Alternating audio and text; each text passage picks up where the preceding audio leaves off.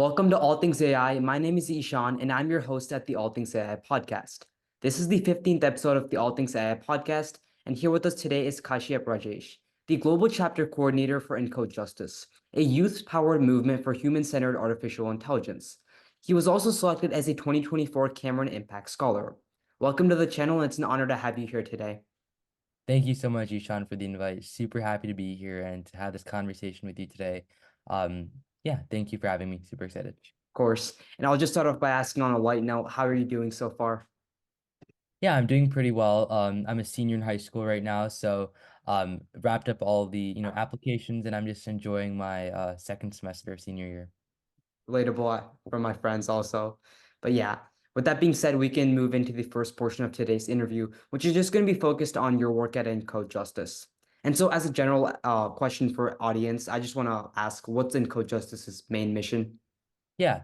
So Encode Justice was founded back in 2020 in response to a California ballot measure that sought to enshrine the use of a cash bail risk assessment replacement, which was powered by artificial intelligence. And so our founder Sneha, advocated and mobilized for to against the passage of that ballot measure, and after a successful victory, founded Encode Justice. And today we are 1,000-member movement strong, and really mobilizing local communities for human-centered artificial intelligence, algorithmic justice, and to really raise awareness about AI ethics. And we do this through a multi-pronged approach. And so, we run educational workshops for youth across the world, to increase AI literacy and to also educate them about the harmful and ethical sides of artificial intelligence development, to ensure that our next generation of tech leaders are understanding of the societal impacts of technology.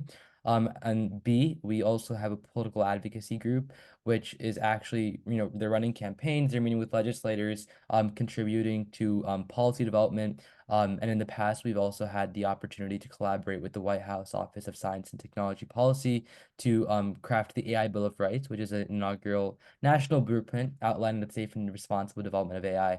And then our chapter coordination division, which is the one that I oversee, which actually works to mobilize on the ground local communities, to fight and respond to the local challenges that they're facing in their own communities, in the context of AI and technology. And so those are kind of our three divisions, and super excited to kind of talk about a little bit more of the work that we're doing here at EJ.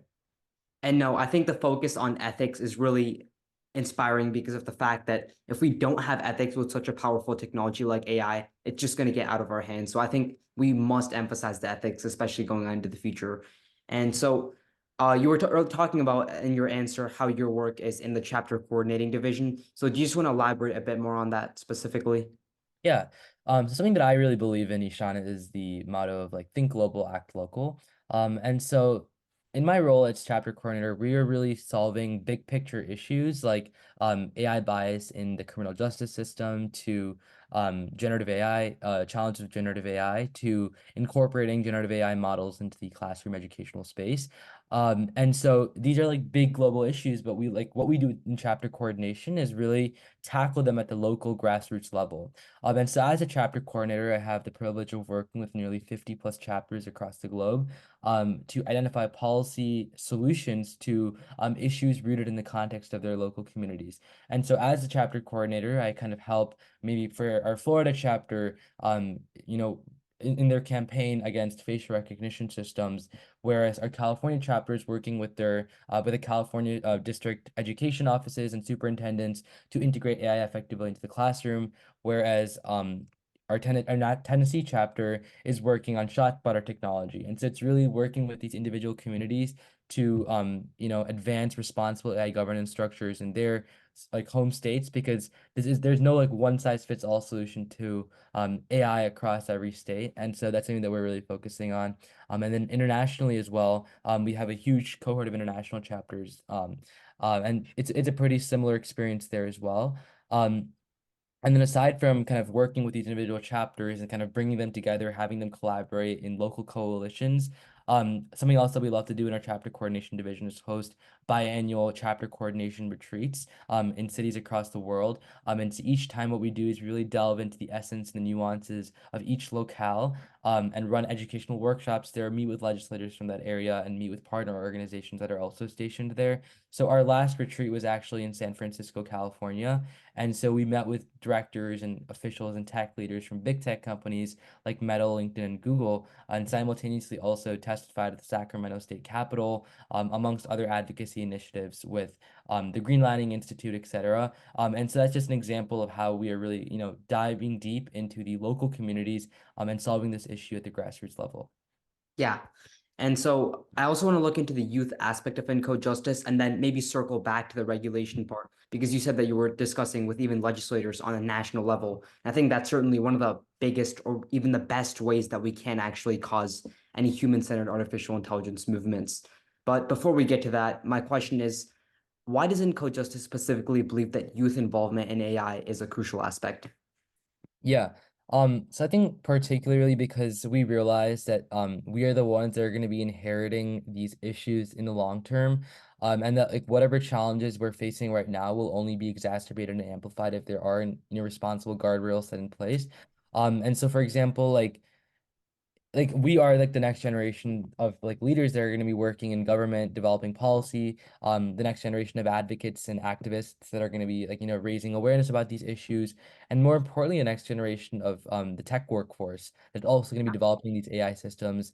And so by involving youth at this age, at this step, we are ensuring that like youth voices are also represented in these conversations, because ultimately these issues are not going to they're going to be impacting our generation most significantly, and we are the ones that are going to really have to bear the brunt, bear the challenges of irresponsible AI or algorithmic injustice in the long term. And so that's why it's so important that our voices are also included in the conversation.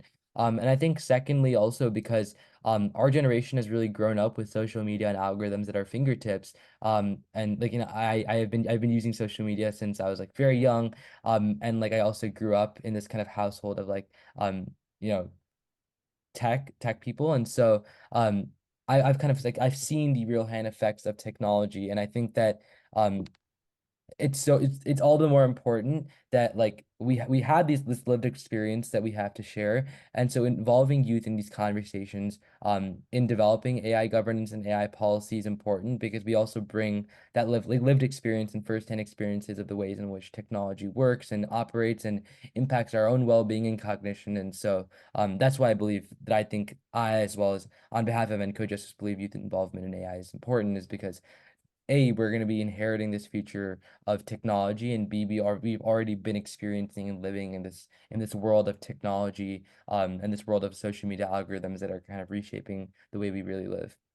Yeah, no, I definitely agree with that, especially from the Gen Z aspect, and that you talk about how we're going to be the ones inheriting it. And already the impacts are showing because there was a recent study and it showed that Gen Z was by far the biggest users, like as age group wise, of AI.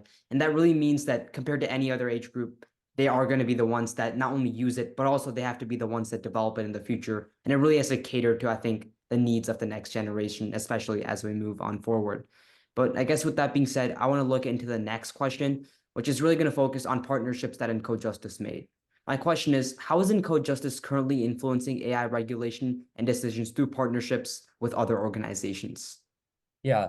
I think our like one of our biggest partners that we've had the opportunity to create the most impact with is the White House Office of Science and Technology Policy. And so in early 2022, we were able to kind of work with them and collaborate. We spoke at like, public hearings and private testimonies, really met closely with some of the OSTP leaders and had the opportunity to share our input on the creation of the AI Bill of Rights, which is, like I said, a blueprint for responsible AI development, and it has like 5 core tenets.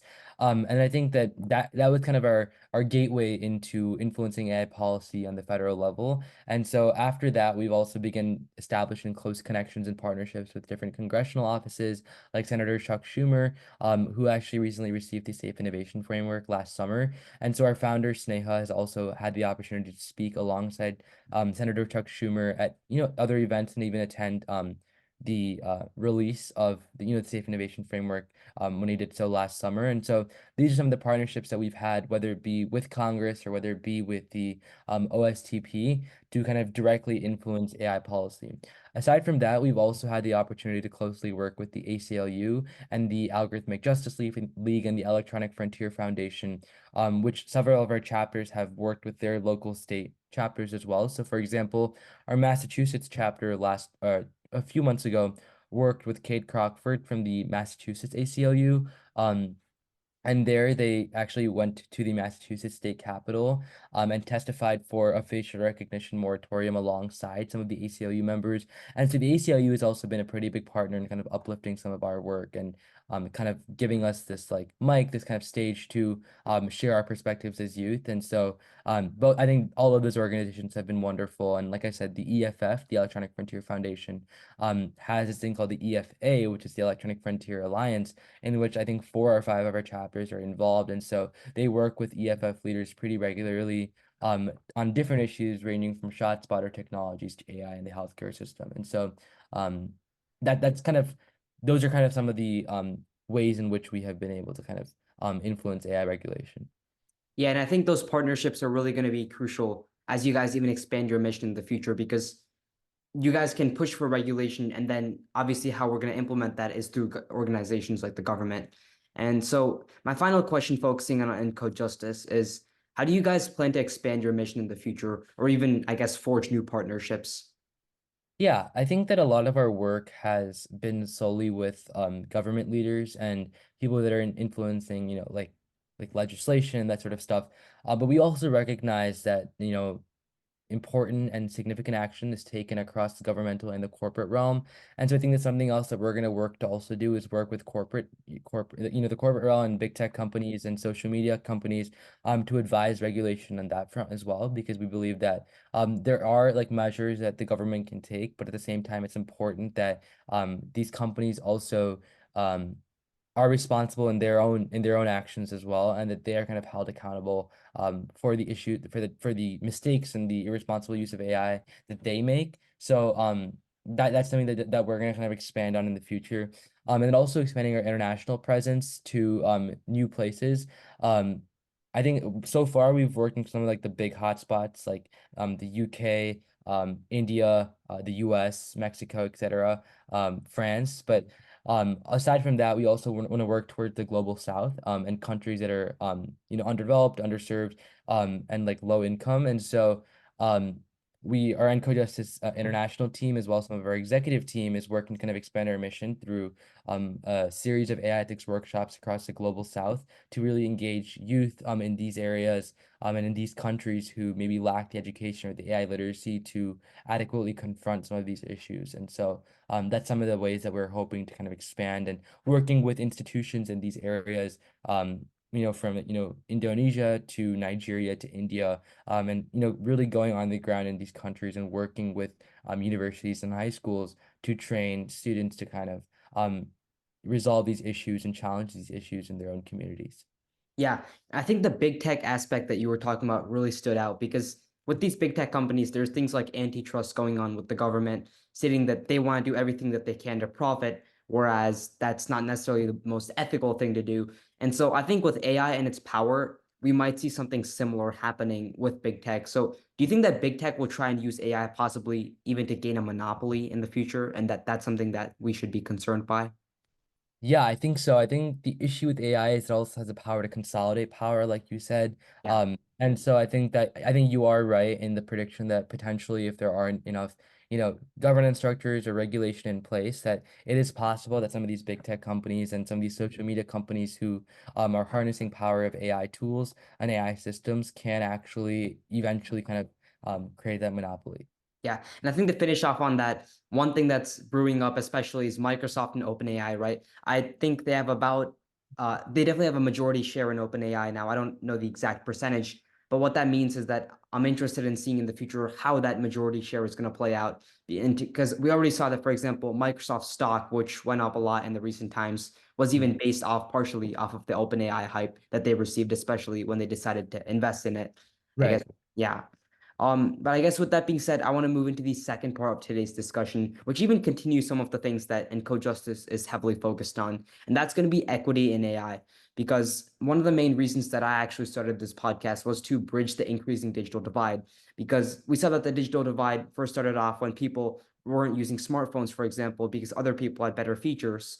But just to give a really simple example of it, I guess. But now it's going to get even bigger as technology advances in the future. We've all heard that technology will be our future. And with companies, for example, like big tech making new innovations, that seems that new technology is going to lead us to an even bigger digital divide, possibly. So the first question I want to ask in this sector is, how can we ensure that new AI tools don't already expand this digital divide? Yeah.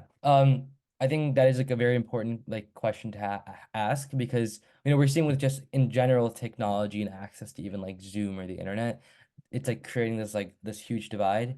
And I couldn't even imagine, and I'm sure these impacts are already manifesting, but with AI power, how much more that could kind of exacerbate the access to resources that we have. For example, we have access to ChatGPT and other large language models, but other individuals who maybe live in underserved areas don't necessarily have that.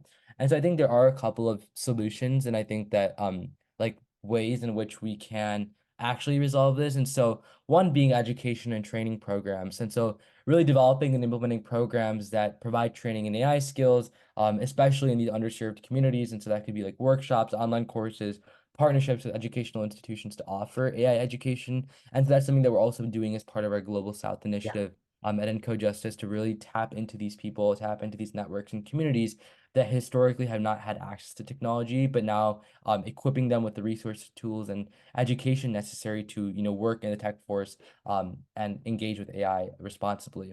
Um, I also think that affordable access to technology and making like platforms like ChatGPT and Chat OpenAI, like those sorts of things more accessible on the internet. And so like kind of advocating for policies, initiatives that make technology more accessible, or maybe even subsidized devices, public-private partnerships that kind of play a role in making these technologies more widely available. And then so obviously aside from that, like public awareness campaigns, community outreach, those sorts of things, and like kind of establishing these community centers or hubs within these like maybe underserved communities and areas where people can easily access information and resources related to AI. And so these centers can also be kind of this like centralized area of hosting workshops and providing access to AI tools and offering support. And I think just in general, really making the educational opportunities and resources at schools a lot more robust so that people can become more familiar with really engaging with these technologies. Yeah. And you talked about things like workshops that even Encode Justice currently does. And also, I guess, relating back to the idea that these workshops will eventually increase awareness in AI, because at the end of the day, that's what we want to bridge the digital divide. So you talked about some of the resources, and particularly workshops stand out. So what exactly can we do in these workshops? Or maybe even giving the example of Encode Justice, what do you guys do in workshops that specifically will foster learning about AI? Yeah, and I think it totally depends on the audience that we're educating. And so if it's like um middle school or high school students, what we all often do is like our window into this conversation is like a simulation on ChatGPT and kind of allowing them to kind of Yeah. engage with ChatGPT so they know how it works. And then talking a little bit more about the ethics or the potential pitfalls or harms of using these sorts of these models. And so at these workshops, what we're really doing is we kind of talk to them and really make it really discussion oriented about the different issues and challenges that we are currently facing with AI, and then some potential catastrophic consequences of what's to come if we don't actually enact optimal regulation. And then we finally conclude it with things that they can also do in their own communities. And so giving them ideas, giving them inspiration for the things that they can do. And then sometimes if we're educating students in new areas that we don't have a presence at Encode Justice in, is really empowering them to maybe start their own Encode Justice chapter or giving them the tools necessary to start an initiative of their own that's similar to ours. And so that's kind of what we are doing. And I think, especially at these workshops, if we're trying to increase AI literacy, is to provide access, give them access to AI tools and AI models so they can also engage and understand it on their own. And then when we go there and when we're presenting to these students, meeting with the teachers, meeting with the school administration to advocate funding for AI literacy programs at those schools. But I think most importantly, like, even if there are computer science classes, a lot of times schools don't have infrastructure to for like ethical considerations and societal impacts of technology like as part of their curricula. And so like kind of working towards that is also something big that we're doing. Yeah, you almost got into my next question there, I guess, really talking about the ethical implications of AI and how we can really educate students about that. So I know that AI has been a major topic in schools, but what most schools are doing is obviously banning the use of AI tools. And that's understandable, I think, because you want students to learn, obviously, and not just use another tool to do something for them, because obviously that doesn't foster the learning process. But there's also a lot of discussion. I know schools in California, for example, which are usually tech savvy as a state in general, are now trying to incorporate AI into their educational system and things like that. And I think even things like that might increase the digital divide potentially between school districts or even across states in the nation. Because I know for example, in my own school and schools in Ohio, for example, they don't necessarily promote education about AI. Obviously, we know that you can't use it, but past that, there's not much on that's shedding light on it. So I'm wondering, how should schools specifically educate students about AI and join the effort to spread awareness? Yeah, I think that mandating media literacy and AI literacy courses for graduation, like we do for government classes or US Yeah. history classes, are important because like knowing about history is really important. I think that that's obviously a requirement in schools, but looking ahead to the future as well, like this is a type of technology that we're going to be interacting with no matter what sector or field we're working in eventually for in the workforce.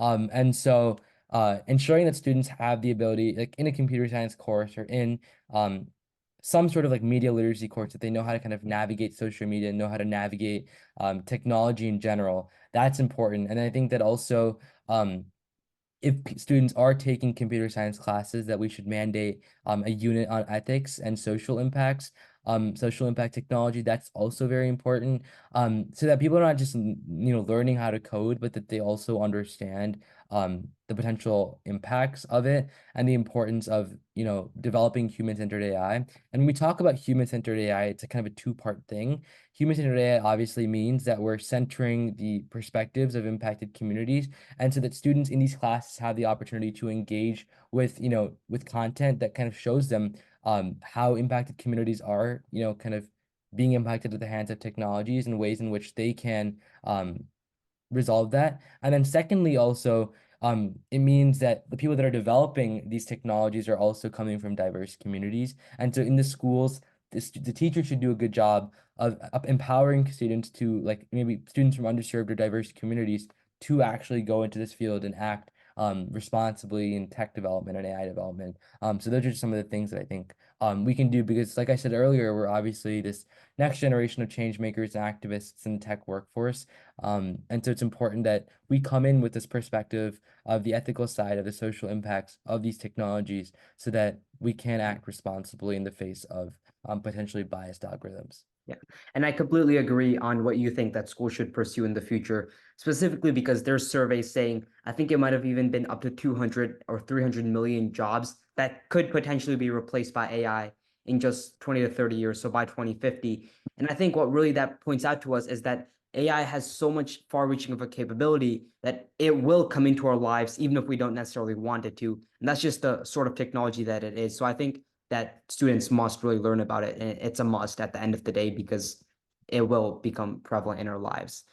Yeah. And yeah, with that being said, I want to transition into the final part of today's discussion, which will center around AI governance, because I think at the end, at the hierarchy, there's obviously the government and organizations that dictate what's going to happen with AI. And it's through these organizations that we can really gain an understanding of what's bad about AI, what must we change about it. And then if we can push change up until that level, and they'll make the decisions that at the end of the day really change the way that we think or use AI. So I think this is a really important point of discussion. And my first question is just generally, what should we fear most about AI, especially in the near future? I think that the most scary thing is the fact that the potential of AI to supersede our own human capabilities. And so, for example, like right now we are training these AI models and it's acting on the data that we're providing it with.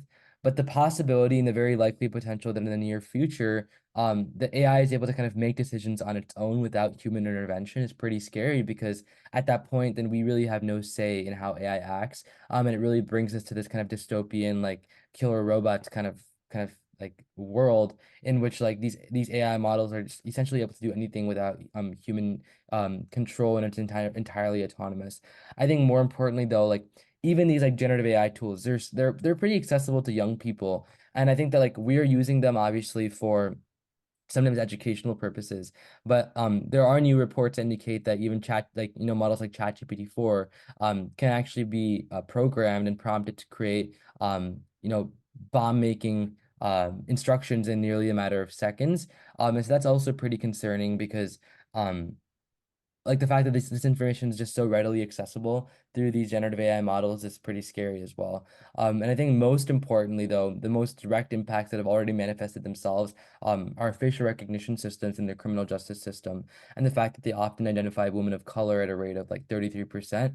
And so that's pretty dangerous as well, and it's having real impacts with we've seen false incarcerations across the country, and so I think that those are the a few things that I think we should fear the most. But like I said, facial recognition and obviously the potential and the power of it to supersede like our own intelligence, which is already doing. Yeah, and no, I definitely think that I was able to specifically connect to the example where you said that AI, it's going to be dangerous because it can give us instructions for things like bomb making. Obviously, that is the last thing that you want technology to do. And I guess similarly, there was examples about how AI was telling you, oh, you shouldn't certainly visit this website. It's against policies. And then it was like, oh, I don't want to visit that certain type of website. So can you give me ones that I shouldn't go to? And then essentially just I think it really that logical fallacy that it might fall into in some circumstances can really Mhm. yield devastating results. And I think that's one of the things that we should fear about AI. But if when there's something that we fear about AI, obviously there's someone to stop that, and that will be the government. So my next question is, what steps should our government take to ensure the safe development of AI tools to really outline the regulations so that they're clear and understandable? Yeah, I think the biggest thing is impact assessments and auditing procedures. So that we so that this technology is like more transparent, and that the algorithmic decision making, the way it's coming to its decision is also more accessible and available um to people. And so what that means is maybe like per month that the deployers of these AI tools are reporting like impact assessments of how the technology is working and the results that it's coming to and how those results are coming, so that we can slowly start to open up the black box that these models really are and understand where these biases and understand where kind of some of these issues are rooted in. I think also ensuring the tech force is more like maybe mandating quotas for companies that are actually developing AI tools to ensure that the work tech force is actually more diverse. We've seen that like when these software developers come from more diverse backgrounds, we're kind of incorporating more inclusive like diverse perspectives in the development of these technologies, since that's also pretty important. And I think that um ex that AI, like increasing AI literacy within the government as well, and technical literacy, because um we see that a lot of our legislators and Congress people that are legislating are pretty old and lack the technical knowledge to effectively regulate AI.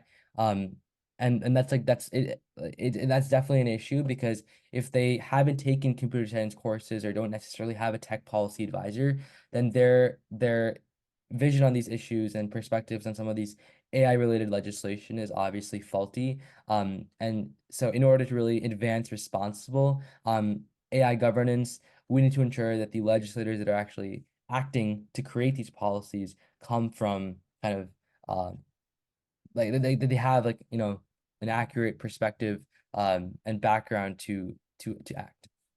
Yeah. And so lastly, I want to look into current AI regulatory bills. And I think that really in the future, we'll see more of such regulatory bills like the AI Bill of Rights, which I think came out a little while ago, might have even been last year. And Yeah. then recently there was President Biden's executive order on AI, and then the EU's bill, which might have came out, I think, just a few weeks ago. And so there's a lot that's coming out now. In the future, I think there will certainly be more as AI becomes a more powerful technology. But now I'm going to focus on the current AI regulatory bills. So do you think that the current ones, like Biden's executive order and the EU bill, are effective? And if they aren't effective, or even if they're only like suboptimally effective, what steps can we take to increase their effectiveness? Yeah, I think that they are good starts, but I don't think they're as effective as can be because especially Biden's executive order has no legislative teeth and it has no enforcement mechanisms. And so something that I really think that we can do is expanding the capacity of existing federal agencies like the FTC, the SEC, the DOJ, and kind of expanding their authority to enforce AI legislation. And most importantly, is establishing this sort of FDA style regulatory agency within the government to audit AI. And so that it would work similarly to the FDA in the sense that like we see drugs and foods that are actually being evaluated and examined before they're officially put out into the market. Similarly, this agency that would oversee the development of AI would also oversee any sort of AI tools, mandate impact assessments, all of that sort of stuff within the government itself, so that it can actually drive human-centered AI innovation. And so that's something that like we are also kind of working to advocate for at EJ, because like currently like there is no like actual legislation on the floor, and even Biden's executive order is pretty like you said suboptimal in terms of its actual legislative teeth, and the ability to create like it doesn't necessarily do anything. It's almost as if it's just like a guide. And so that's something that that to increase effectiveness is like almost like a regulatory body that has enforcement mechanisms within the government. um I think that could actually significantly increase effectiveness. Yeah. And now relating back to that big concern about Biden's executive order, I saw that there's many people in AI, out of AI, that are saying that, yeah, this will tell you what you might want to do. And like, oh, hey, maybe you should go in this direction. But if you don't, there's not necessarily any consequences and things like that were outlined for violating protocols. Yeah. And yeah, I guess with that being said, that concludes today's interview. And we covered a diverse set of topics, really, starting off with Encode Justice to then ethics and then how the government can enforce things like ethics. But I think it really came together. So thank you so much for being here. Yeah, of course. Thank you so much for having me, Sean. Really, really appreciate it. And good luck with all your future interviews and work. Thank you. And for anyone watching this, make sure to leave a like, subscribe, and comment down below.